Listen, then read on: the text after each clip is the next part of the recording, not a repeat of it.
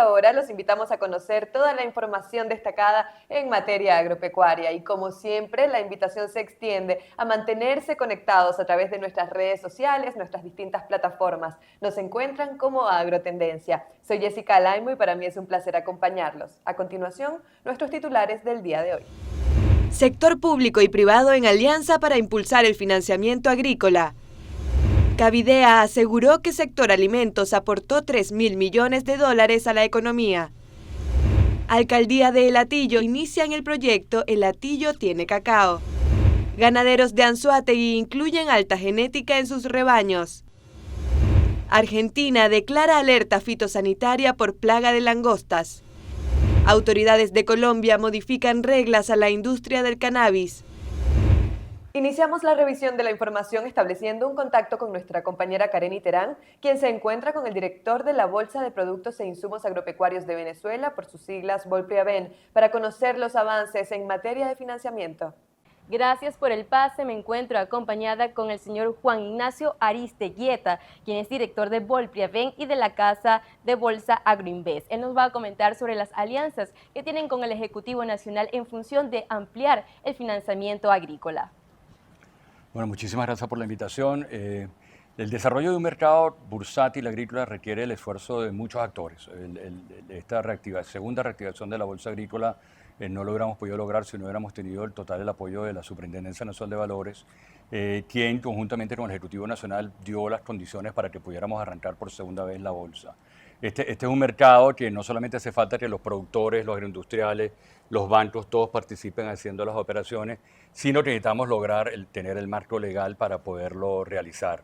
Esta segunda apertura que se inició en mayo del 2022, después de haber estado 11 años cerrada, requirió actualizar toda la normativa interna y eso lo hizo un trabajo que hizo la Superintendencia Nacional de Valores, pero también se ha tenido que trabajar con el Ministerio de Finanzas, con el Banco Central de Venezuela, con el Ministerio de Agricultura y Tierras, de modo tal de que todos los actores y toda la normativa esté y den la confianza al mercado para que esto se desarrolle. Y yo creo que la mejor demostración de eso ha sido el crecimiento exponencial que ha tenido la bolsa. Basta ver las cifras. El año pasado hicimos más de 1.200 millones de dólares en operaciones. Parte importantísima de esto, lógicamente, tiene el hecho de que se logró por tercera oportunidad, porque también lo tuvimos en las dos oportunidades anteriores, la exoneración al impuesto a las transacciones financieras, tanto en bolívares como en dólares. La de dólares que vencía el viernes de la semana pasada, gracias a Dios se logró que el Ejecutivo Nacional la extendiera por un año más a través de un decreto presidencial. Y eso lógicamente le da mucha tranquilidad al mercado porque hoy en día casi el 30-40% de las operaciones que se hacen en la bolsa se hacen también en dólares, ¿no? Y si uno se pone a calcular el impacto que tendría ese 3% a lo largo de la cadena, un IGTF el 3% no pega el 3% en los precios al consumidor, sino que incide entre un 26 y un 30% en los precios al consumidor. O sea, el impacto inflacionario es importante. Creo que el hecho de que los volúmenes tan grandes se están transando es la mejor demostración de que el impacto de ese impuesto sobre los precios de los alimentos se ha mantenido bastante controlado. Estamos estimando que va a ser un año muy interesante. Tuvimos un mes de enero atípico en el sentido de que normalmente los meses de enero las operaciones caen considerablemente con respecto al mes de diciembre porque esos primeros días son bastante lentos. Sin embargo, en el mes de enero se transaron 200 y pico millones de dólares, que es un monto similar a lo que se transó en el mes de diciembre y de noviembre. O sea que eso augura de que debemos tener un año bastante importante en operaciones a través de la bolsa agrícola. Estuvimos conversando con el señor Juan Ignacio Aristeguieta, quien es director de Volpriaven. Él nos comentó sobre los avances que tienen con el Ejecutivo Nacional para ampliar el financiamiento agrícola en Venezuela. Mi nombre es Kareni Terán, el pase es al estudio. El director general de Agrotributos, Gerardo Mendoza, indicó que el pago del impuesto sobre la renta para el sector primario no representa un problema grave, pero sí es un punto en desventaja por la actual economía. El experto indicó que si bien el posible pago del impuesto representa un desafío para las estructuras de costos, la exoneración de este tipo de tributo debe ser temporal. Este beneficio de exoneración de impuestos sobre la renta, que seguramente es al que te refieres, ya lleva 23 años y es un tiempo prudencialmente suficiente para conocer si el sector agrícola ha podido crecer con esas reinversiones obligadas del impuesto dejado de pagar en sus propias entidades agrícolas de explotación primaria. Lo que pasa, ese sería el análisis de cualquier eh, tributarista en cualquier país del mundo, la necesidad de remover el beneficio o los beneficios fiscales si ya tienen mucho tiempo, porque si ya tienen mucho tiempo pueden haber pasado solo dos cosas: o ya los aprovecharon al máximo y ya no los necesitan, o no los aprovecharon del todo por ineficiencia, por ineficacia, y tampoco los necesitan y hay que dárselos a otros. A juicio de Mendoza, el pago del impuesto sobre la renta no es un problema trascendental para los productores, porque ellos deberán cancelarlo siempre que obtengan ganancias. De lo contrario, solo se deben declarar las pérdidas. El experto agregó que la alarma debería encenderse si el pago incidiera en otras exoneraciones fiscales. Yo opino que los principales beneficios fiscales están en la no sujeción del impuesto a las actividades económicas de las alcaldías. Nadie nos puede cobrar impuestos sobre los ingresos brutos en las alcaldías porque los productores primarios no están sujetos y ese beneficio no está en la mesa. Ese beneficio existe y es de pleno derecho y está en la ley orgánica del Poder Público Municipal. Nadie debe pagar patente si su actividad se realiza a nivel primario. También hay un beneficio mucho mejor en el impuesto al patrimonio. El impuesto a los grandes patrimonios tiene la actividad primaria exenta totalmente dentro de la ley. Nosotros declaramos eso en cero porque estamos exentos del impuesto al patrimonio. Tener un impuesto con base al patrimonio neto es bastante complejo. No siempre se tiene capacidad contributiva para cumplir con él. El legislador fue benévolo y nos eximió de ese impuesto. Mendoza también destacó que el sector primario está exento del impuesto a las grandes transacciones financieras, como parte de una medida gubernamental promulgada en marzo de 2023, que excluye a los productores primarios de la clasificación como contribuyentes especiales. Esos son impuestos muy gravosos porque no son impuestos sobre la renta, son impuestos sobre otra cosa. No gravan la capacidad contributiva del productor, sino que gravan su capacidad de usar la banca. Eso no tiene nada que ver con la capacidad contributiva del productor. Esos son impuestos bien delicados, son beneficios que tenemos, que no están en juego, que no se han pronunciado cambios en ese sentido. Y lo único de lo que se ha hablado es de la eliminación de las exoneraciones. La exoneración, la única que tenemos, la más importante, digamos, porque hay una exoneración para los repuestos y la maquinaria agrícola dentro de la ley del IVA. Y hay una exoneración que es la más importante, que es la del impuesto sobre la renta en la actividad primaria. Entonces, a ti te exigen, te posibilitan no pagar el impuesto, pero te exigen reinvertirlo en el fondo en el año siguiente. Eso para el productor no es un sacrificio, porque el productor reinvierte mucho más de lo que tenía que pagar como impuesto en su finca, pues si no sale del negocio, si no, no puede continuar en el negocio. Bajo este escenario, el director de Agrotributos manifestó que estos beneficios fiscales no pueden ponerse en juego y les toca a las agremiaciones protegerlas. Finalmente exhortó al Ejecutivo a brindar mayor apoyo institucional y subsidios para un sector primario que ha venido levantándose pese a todas las dificultades.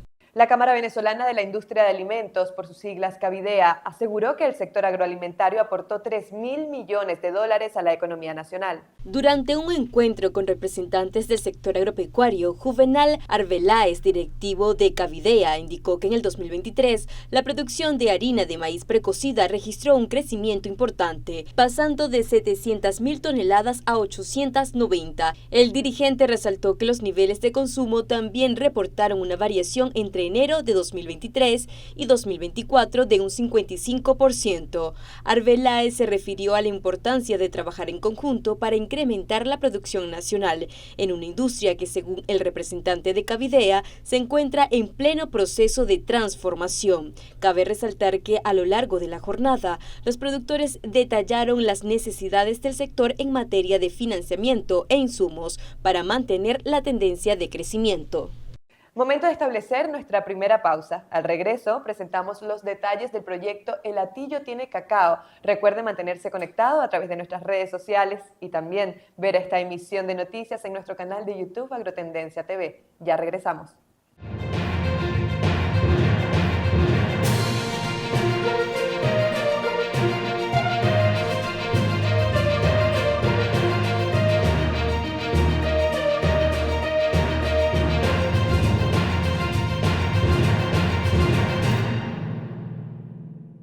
Estamos de vuelta y en esta parte revisamos las noticias que se generan en las regiones de nuestro país.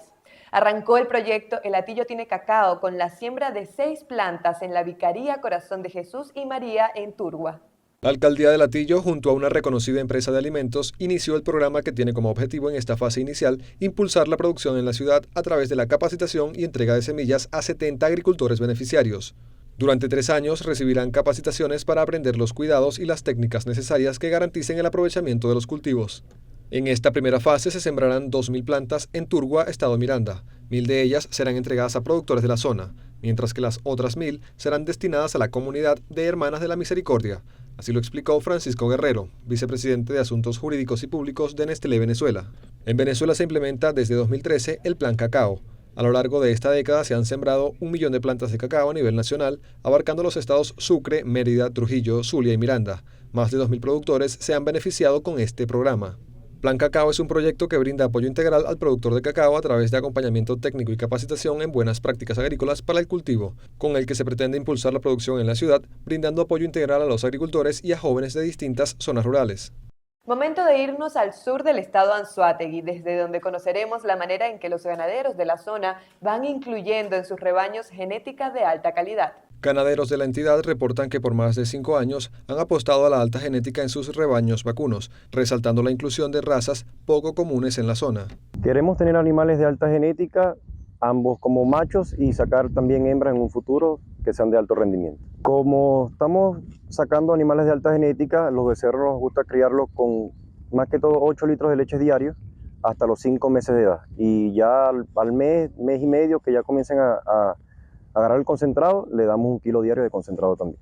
La inserción de especies de alta genética no solo se limita a los vacunos. En el ramo porcino también se encuentran realizando inversiones enfocadas en mejorar la cabaña de cerdos. Los cerdos los trabajamos solos con concentrado, porque como tenemos animales de alto rendimiento, nos gusta sacarlos de buen peso y buen manejo. La técnica de ensilaje les permite usar forraje de calidad en cualquier época del año, y especialmente cuando hay escasez, pudiendo establecer estrategias de alimentación con los concentrados. Para la jornada de este miércoles, el Instituto Nacional de Meteorología e Hidrología, INAME, prevé poco desarrollo nuboso sobre la mayor parte del territorio nacional. El reporte agrega que podrían registrarse lluvias o chubascos con probables descargas eléctricas al norte de la Guayana Esequiba, sur de Bolívar, Amazonas, los Andes y sur del Zulia. En Caracas se mantienen áreas parcialmente nubladas, lloviznas dispersas, especialmente al sur de la entidad. Las temperaturas en la capital oscilan en 28 grados centígrados la máxima y 15 grados centígrados la mínima.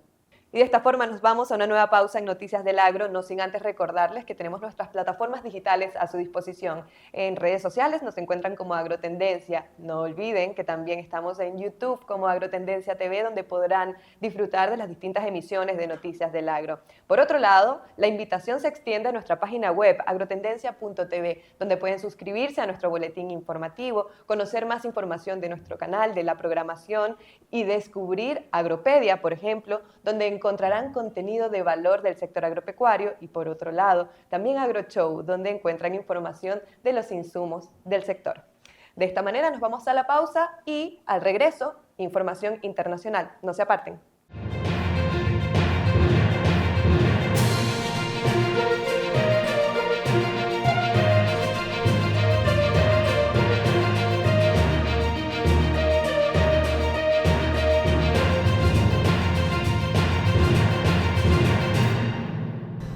Estamos de vuelta y a esta hora revisamos las informaciones que se generan fuera de nuestras fronteras. Iniciamos el recorrido internacional en Argentina, donde el Servicio Nacional de Sanidad y Calidad Agroalimentaria, SENASA, declaró una alerta fitosanitaria nacional debido al aumento de población de la langosta suramericana. La resolución estará vigente hasta el 31 de diciembre del año 2025. Las autoridades resaltan que el objetivo es llevar adelante medidas de prevención para la detección y control de langostas y atenuar su impacto en la naturaleza y en la producción vegetal. Con la emergencia declarada, los organismos sanitarios pueden coordinar con los gobiernos provinciales y el sector privado el trabajo en campo para acentuar las medidas de detección y control temprano que impidan o disminuyan el perjuicio de la plaga en cultivos, pastizales y flora nativa, así como también la invasión a centros urbanos. La declaración de la emergencia se dio tras la detección de aumento de la plaga en 4 provincias de la nación austral. Resaltan que la cooperación regional también ayudó en la toma de esta decisión, puesto que servicios sanitarios de Bolivia y Paraguay informaron sobre la presencia de la plaga en sus países. Desde el SENASA indican que las langostas son plagas migratorias y fronterizas con una capacidad de hasta 150 kilómetros por día y una alta voracidad. Esto determina que tengan un alto impacto económico. Según un análisis del Instituto Interamericano de Cooperación para la Agricultura, la producción sujeta a riesgo en la Argentina alcanza los 3.700 millones de dólares. Y nos vamos a Colombia, donde el Ejecutivo Nacional anunció nuevas reglas para el sector de la industria del cannabis referidas al tiempo de cultivo antes de poder cosechar. Veamos en detalle. La resolución fue emitida por los Ministerios de Salud, Justicia y Agricultura. Esta nueva regla amplía a 48 meses contados a partir de la cosecha el plazo máximo que tienen los cultivadores de cannabis psicoactivo para llevarlo a su destino final en industria, investigación, comercio internacional, entre otros. Esta medida modifica el plazo anterior de 24 meses y se establece que, vencido este tiempo, el material deberá ser llevado a destrucción de inventario. Esta nueva norma especifica que los beneficiados con licencias para explotar esta actividad en el país cafetero no podrán llevar a destino final derivados de cannabis psicoactivo que no provengan de cupos de fabricación local, ni de cupos que no sean de un contingente excepcional de aprovechamiento de excedentes de productos originados en el cannabis psicoactivo. Voceros de la industria celebraron esta nueva normativa al indicar que esto en la práctica les soluciona problemas a los licenciatarios. Agregaron que es un paso de buena voluntad por parte del gobierno. El gremio organizado del cannabis en Colombia solicitó a fines del año pasado derogar esta norma, argumentando que imponía un trato discriminatorio a la industria del cannabis frente a otras industrias productivas nacionales. Las organizaciones indicaron que el sector del cannabis está muy vigilado, algo que a su juicio hace más difícil entender la motivación para imponer la obligación de destrucción técnica. Y continuamos revisando informaciones de índole sanitaria, puesto que investigadores españoles confirmaron la presencia de gripe aviar de alta patogenicidad en la Antártida. Veamos el detalle. El Consejo Superior de Investigaciones Científicas de España informó respecto de la presencia de la cepa H5N1 en la región antártica. El ente considera que esto representa un riesgo potencial para las colonias de pingüinos. El organismo confirmó la presencia del virus en muestras de aves marinas scúas muertas. Los restos fueron hallados por científicos argentinos cerca de la base antártica Primavera. A través de un comunicado, el equipo investigador confirmó que los análisis demostraron la existencia del subtipo H5 de gripe aviar y al menos una de las aves muertas contenía el virus altamente patogénico. De acuerdo con la información suministrada, es la primera vez que llega a la Antártida el virus de influenza aviar altamente patógena, a pesar de la distancia y barreras naturales que la separan de otros continentes. Ahora vamos al viejo continente, pero revisamos la información más reciente que se generó en las últimas horas desde el Parlamento Europeo. Ese ente comunitario aprobó la Ley de Restauración de la Naturaleza. El texto legal impone a los miembros del bloque la obligatoriedad de implementar medidas para restaurar al menos el 20% de sus tierras y el 20% de sus aguas territoriales hasta el año 2030. La norma fue aprobada con 329 votos a favor, 275 en contra y 24 abstenciones. Los agricultores y ganaderos han manifestado su rechazo a esta y otras normativas por considerarlas restrictivas. Sin embargo, la ley entrará en vigor una vez que sea formalmente adoptada por los 27 países del bloque. A propósito de este tema, el Consejo de Ministros de Agricultura de la zona euro instaron a la Comisión Europea a presentar medidas más ambiciosas para responder a las protestas de agricultores y ganaderos en el continente. De acuerdo con el representante de Bélgica, tras la reunión se le presentó a la Comunidad Europea un conjunto de medidas enfocadas en dar respuesta a las demandas de los agricultores y ganaderos y a ir más allá en algunos ámbitos. Por su parte, el Ejecutivo Comunitario indicó que propondrá que algunas de las condiciones de la política verde europea pasen a ser voluntarias. Muchas de estas medidas deben ser acatadas por los productores agropecuarios para poder recibir apoyo de la política agraria común. El ministro belga de Agricultura reconoció que la Comisión Europea ha retirado la propuesta legislativa para reducir el uso de pesticidas y ha aprobado suspender de manera parcial durante 2024 la obligación de que los agricultores mantengan un porcentaje de sus tierras sin cultivar. Con esa disposición de suelos ya adoptada, los agricultores, en vez de mantener la tierra sin producir, podrán plantar cultivos fijadores de nitrógeno como lentejas, guisantes o cultivos intermedios sin productos fitosanitarios. A esto se le agrega una medida recién anunciada en la que el Ejecutivo Europeo alivia la carga administrativa contra la que se manifiestan los agricultores. En general, los países pidieron mayor flexibilidad en las condiciones relacionadas con el mantenimiento de tierras, la rotación de cultivos y con la cobertura mínima del suelo en los periodos más sensibles. En informaciones de comercio tenemos que, según las autoridades de Brasil, el país fue habilitado para exportar ganado en pie hacia Omán. Veamos el detalle.